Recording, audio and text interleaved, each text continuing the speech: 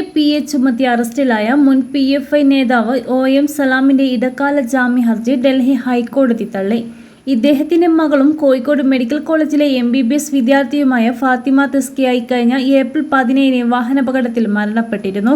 ഇതേ തുടർന്ന് ഭാര്യ ഇപ്പോൾ വിഷാദാവസ്ഥയിലാണെന്നും ചൂണ്ടിക്കാട്ടിയാണ് സലാം 2 ആഴ്ചത്തെ ഇടക്കാല ജാമ്യം ആവശ്യപ്പെട്ടത്. എന്നാൽ അദ്ദേഹത്തിനെതിരെ ചുമത്തിയ കേസിൽ ഇടക്കാല ജാമ്യം നൽകാനാവില്ല എന്ന് ചൂണ്ടിക്കാട്ടിയാണ് ജസ്റ്റിസുമാരായ പ്രതിഭ M. സിംഗ്, അമിത് ശർമ്മ എന്നിവരടങ്ങിയ ബെഞ്ച് ഹർജി തള്ളിയത്. സലാം സ്വാധീനമുള്ള വ്യക്തിയാണെന്നും അദ്ദേഹത്തിന്റെ മോചനം സാക്ഷികളെ സ്വാധീനിച്ചേക്കാമെന്നും ബെഞ്ച് ചൂണ്ടിക്കാട്ടി. നേരത്തെ സലാം സമർപ്പിച്ച ഇടക്കാല ജാമ്യാപേക്ഷ വിചാരണ കോടതി തള്ളിയിരുന്നു.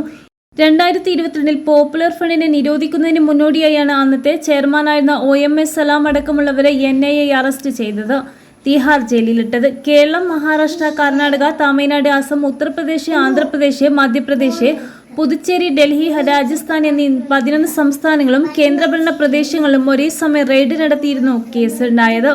ഇതിന് പിന്നാലെ 2022 സെപ്റ്റംബർ 28 UAPA നിയമപ്രകാരം PFIയെയും അനുബന്ധ സംഘടനകളെയും 5 വർഷത്തേക്ക് കേന്ദ്ര സർക്കാർ നിരോധിച്ചു.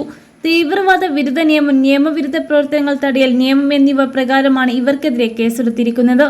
ഏപ്രിൽ 17 രാത്രി കൽപ്പറ്റ പീണങ്ങോട് പൊയ്തനത്ത് സമീപം സ്കൂൾ താഴ്ചയിലേക്ക് മറിഞ്ഞാണ് OMS സലാമിന്റെ മകൾ ഫാത്തിമ തസ്കിയ മരിച്ചത്.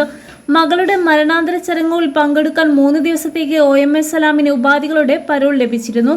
ദിവസവും രാവിലെ 10 മണി മുതൽ വൈകിട്ട് 4 മണി വരെയാണ് അന്ന് വീട്ടിൽ ചെലവഴിക്കാൻ അവസരം ലഭിച്ചത്. പിന്നീട് തവനൂർ സെൻട്രൽ ജയിലിൽ പാർപ്പിക്കുകയായിരുന്നു.